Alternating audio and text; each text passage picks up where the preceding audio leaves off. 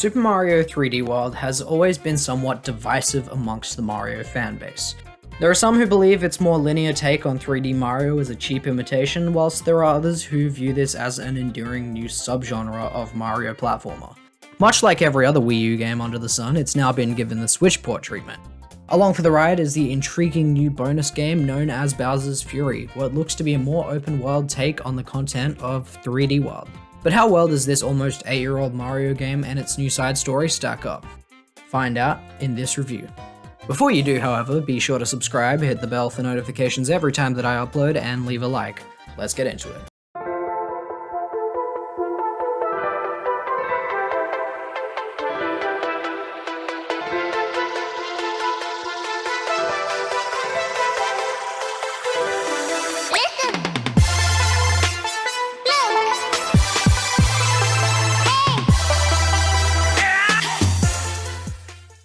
We open on Mario and pals enjoying some lovely fireworks over the Mushroom Kingdom.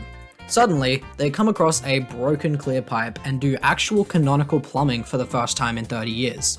It shoots out a whole bunch of new power-ups as well as one of the Sprixie princesses. She tells them that Bowser has been rounding up her fellow rulers and trapping them in glass jars. Why is that? It's really best not to think about it. All we know is that Bowser finally rebounded from Peach, and that means she gets to come along for a change. In this game, you have 4 main characters all with unique abilities. Princess Peach has a hover jump, Luigi jumps high, Toad runs fast, and Mario has brand recognition. Their distinct playstyles make them all good in their own ways, and there isn't a weak link here. This is good because in multiplayer, you're gonna have one person using each of them. This chaotic frenzy is arguably the superior way to enjoy the game, as the levels are designed to accommodate it. But that's also not to say that single player isn't a blast too. But you gotta give props that they finally found a way to make multiplayer in 3D Mario work just as well as in 2D Mario. Luma. The coveted crown awarded to the person with the most points at the end of the level actually adds this really fun competitive element to co-op. Everything from collectibles to coins to jumping on shells adds to it, and it actually does something in the game. I also appreciate that the port bolsters every character's running speed. It never bothered me, and I never even noticed it honestly, but apparently some people thought they were too slow in the Wii U version, so good for them. And as far as playing handheld, it's nice, but it's a little too easy to accidentally nudge the camera left or right because it uses the right stick. Apart from that, the handheld is fine. A complaint I see a lot about this game is the shorter, more linear level design of 2D Mario doesn't feel engaging in 3D. What this fails to acknowledge is that these levels are jam-packed with inventiveness. The placement of elements in this game is purposeful, as opposed to the place platforms leading to the flagpole approach that 2D Mario has just kinda settled into recently. Most levels focus on introducing new or returning elements and then remixing them subtly so that they kind of flow in a satisfying way.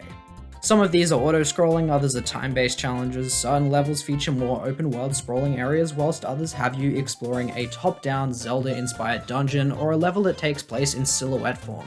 The amount of variety on show is huge. This is a solid foundation, but then lather on other aesthetic variables such as, lighting, geography, one of my favorite art styles in recent Mario, super expressive, almost elastic enemy traits, and an orchestrated jazzy soundtrack that is the definition of flawless. Mwah, f***ing chef's kiss times 100 on that shit. Admittedly, there are several more gimmicky elements which feel just a bit too cumbersome. Playing touch-based levels with the pointer feels a little odd compared to touching the gamepad on the original, but it was a conservationist move and I respect it for that. I also think that they play it incredibly loose with the level themes here. The worlds have your typical grass, desert, snow, and so on, Mario thing going on, but the actual levels rarely even try to stick to this. It's not a huge deal though, I don't really care. People also don't seem to like the more fixed camera control here, and while I can agree at times, this game is designed with it in mind, and there's a few Easter eggs here which work better because of it. They aren't as cool as the ones from 3D Land, but they're okay. And while we're on 3D Land, it goes without saying that this game walked so 3D World could run. So much of its lifeblood clearly pumps through this sequel, but ultimately 3D World is the better game because of how much it improves upon. The only other drawback to foregoing stereoscopic 3D here is that the depth of field is sometimes hard to judge, and you'll end up having the occasional bullshit death because of it. You also have a variety of new level formats in this game, such as the blockades, the Captain Toad levels, the mystery houses, and the Sprixie houses. These are all, radically different and often shorter than traditional levels, but their inclusions are for the most part fun. The Sprixie houses feel like charming Animal Crossing-esque rest stops, while the mystery houses feature gauntlet-style waves of challenges to complete in quick succession. They're both a lot of fun for what they are. The Captain Toad levels here are a slightly less sophisticated incarnation of those that would come later in Captain Toad Treasure Tracker, but it's impressive to see the early iteration of this concept. Not only do these levels break up the frantic nature of the main game, but they stand in their own right as really well thought out experiences. Being able to experience them in co-op is somewhat chaotic, but much better than just awkwardly trying to complete the levels while everyone else stares at you. The same can't be said for the blockade levels. These things are unimaginative and clearly just an excuse to throw some enemies in a room and call it a level. On that note, I also feel like the actual boss fights in this game are just way too easy. Like, they're inventive and they got personality, but you can just beat them way too quickly. It's not really that challenging. When the post-game rolls around, it's honestly a blast. The Super Mario Galaxy-inspired World Star uses mostly original assets and even delivers a bonus character in Rosalina. Her spin jump ability is really overpowered, but unfortunately it doesn't work the second you have a power up. Then she's just like Blue Mario. After this, you have World Mushroom and Flower, which feature remixed and more difficult levels. They're tricky, but they never feel unfair.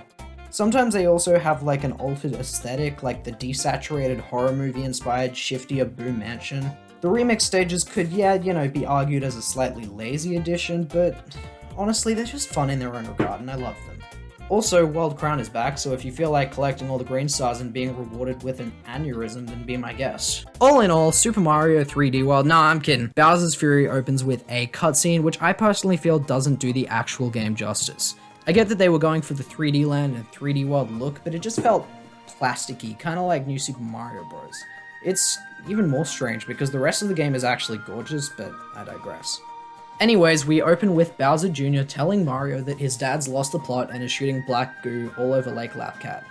Rather than just calling Child Protective Services, Mario's savior complex gets the better of him and he decides to take it upon himself to save the day. It's like a buddy comedy right down to Bowser Jr. laughing when you take a hit. It also brings Bowser Jr. being an artist back. Literally, one of his defining characteristics from Sunshine, which I actually thought was really cool. At first, you push through a couple of fairly linear challenges, a la Super Mario Odyssey's Cap Kingdom. As you expand your horizons to collect more of the game's cat shines, the black goo starts to clear up and you can gradually explore more of Lake Lapcat's islands. The level design of these islands is executed well, and there's some really fun ideas on display here. Tricky Tower being one of the freshest and a personal favorite. The whole world has this cat and beach aesthetic, but it's somehow subtle enough that it feels supplementary to the incredibly solid platforming gameplay. Whenever you collect a cat shine on one of these islands, leaving and coming back will mean a new cat shine has appeared. It's similar to how 64's levels kicked you out, except here you gotta do it yourself.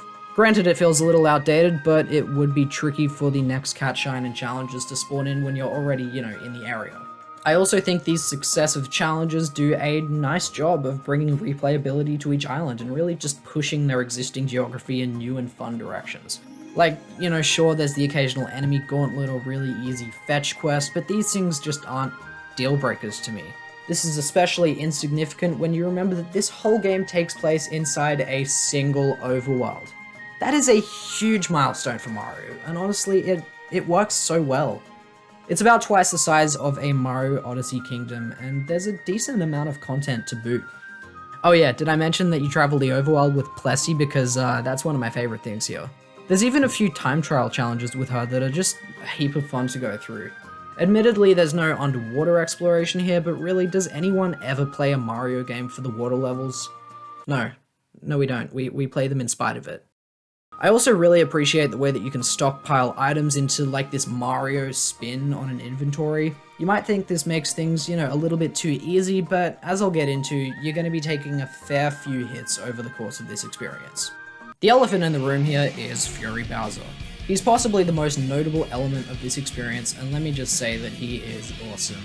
Having a manifestation of destruction looming overhead while you go on a quirky offbeat adventure is such an awesome and original idea. Every so often, he'll have a massive temper tantrum, and your options are either to avoid him, turn giant and duke it out with him, or use him to break open blocks to get otherwise off-limit cat shines. I appreciate this element, but it does detract some of the edgy terror that he could have had. For reference, imagine Cthulhu was real. It's a pretty scary image, right? Now imagine Cthulhu is real, but instead of running for your life, you get him to help you, I don't know, open a safe or some shit. That's what breaking Fury blocks feels like. In all seriousness, I'm glad that there's actually several options for how to engage with this boss fight, as well as whether you even do each time it presents itself. If you do want to fight him, you're going to have to collect enough cat shines to unlock one of the Gigabells, and then you can battle him by throwing stuff at him, ground pounding him, or even just punching the shit out of him. These fights are actually decently challenging, and they have this really tense atmosphere. It's also got to be said that keeping the boss fight as part of this big open world only lends itself to a more seamless experience. The whole cat aesthetic is used ad nauseum, like it's 3D world, cranked up to overdrive. It's really cute, but I do wish that they didn't just reuse 3D world boss fights with a cat aesthetic. Like, I already did these, why am I playing them again? Granted, there are 100 cat shines, so they had to do something to reach that number, but it's still a little lazy. Despite that criticism, even if you do end up going for every cat shine, the game still doesn't overstay its welcome because it's just that compact and punchy. You could complete it in about 6 hours, but it's already packaged with an amazing 3D Mario experience, so I don't care. Oh yeah, there's multiplayer here with Bowser Jr. It's basically just like an upgraded version of, Cappy or Luma, so it barely counts. Hopefully someday we get split screen in a sandbox Mario, but for now, yeah, this is your only option. And on that note, that's really all I have to say about Super Mario 3D World, plus Bowser's Fury. It's one of the strongest Mario outings of the past decade, paired with a fascinating experiment with Mario in a true sandbox setting that hints at things to come. I had an absolute blast completing these experiences, and though I wouldn't recommend double dipping if you've already played 3D World, if Nintendo releases, a standalone Bowser's Fury at a reduced cost down the line, then I would for sure recommend it. If you haven't played 3D World, then this is just a no-brainer for some, chaotic multiplayer fun, or even just a decent single-player experience. I'd give Super Mario 3D World a 7 out of 10, and Bowser's Fury a 6.5 out of 10. Thank you so much for watching. I hope you enjoyed this video. I hope you got something good out of it. If you did, be sure to do the usual things, like, subscribe, comment, hit the bell to receive notifications every time I upload, share this video around a bunch. I appreciate you guys heaps. Looking forward to seeing you in the next review.